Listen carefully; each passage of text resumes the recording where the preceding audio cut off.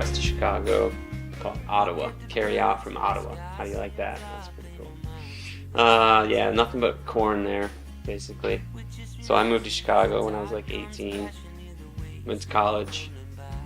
Learned how to communicate, because my degree was in communications, and played in a rock band. And then it was a blur the next 7 years playing in a rock band on the road, doing the whole thing.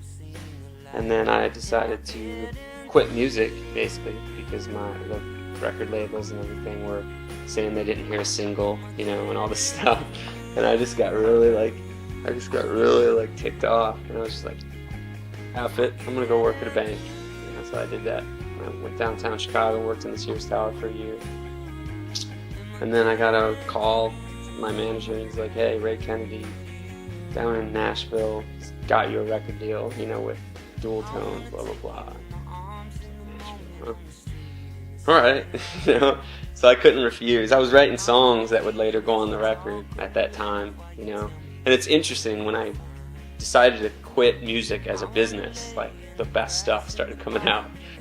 A battle of bands like this, where it goes out to the fans and people will pick, because I'm sure not a lot of the people know who I am, so they just heard the song. Hopefully that's how it worked. I'm stoked.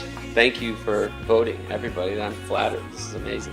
I think, like I was telling Kevin, the last thing I won that I can remember is tickets to the Smashing Pumpkins concert in the Riviera in Chicago. That was pretty exciting. So yeah, I'm really happy right now in my life, because I don't know, I guess when you learn to face reality and face your situation and appreciate everything you have, instead of always saying, oh, it could be better, it's like you start to really take stock and go, this is the journey that I'm on, and I'm loving it now. Instead of saying, well, our culture, we're so much like that, right? Like, oh, in 2 years I'll have this, and does that ever really work out? I mean, let's be honest. Yeah, I think the goal is to look at your life today and go, this is pretty sweet. And I think the important thing that Human Heart does for me as an artist is it's getting me closer to where I need to be, to find my own voice.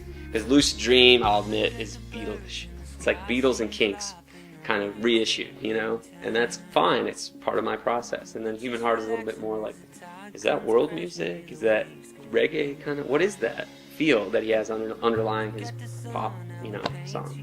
So eventually I want to get to that, the real meat of it. And I think in Human Heart I touched on it, here and there. Basically songs that as an artist you go, no one else could really sing that the way I sing. That kind of song. And that's what I'm kind of pushing to get to.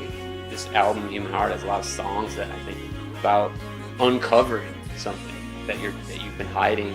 I think that's one of the top 5 problems that we have, in our culture especially. And I can only speak as an American.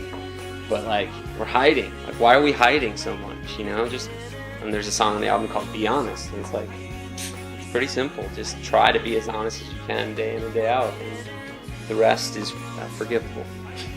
If you can be honest, that's a good place to start.